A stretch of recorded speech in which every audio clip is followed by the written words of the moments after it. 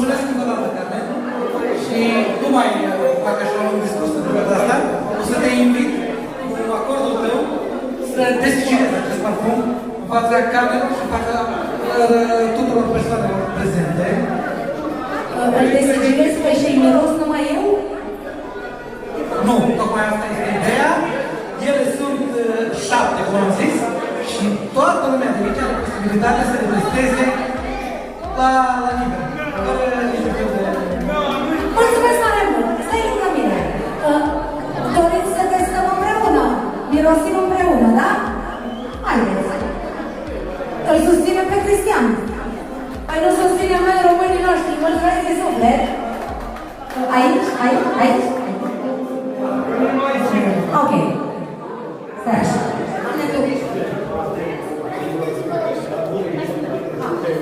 N-am mai deschis, deci te rog, dacă poți să mă ajuți.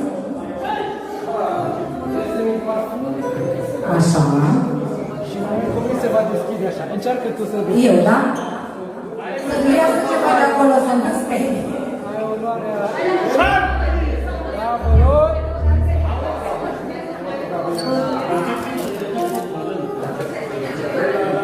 Sus, ușurel.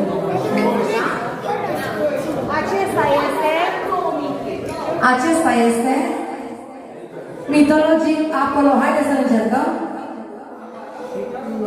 Mă ajuți tu? Cum te cheamă? Jonathan. Am mai făcut o dată cunoștință. Acum.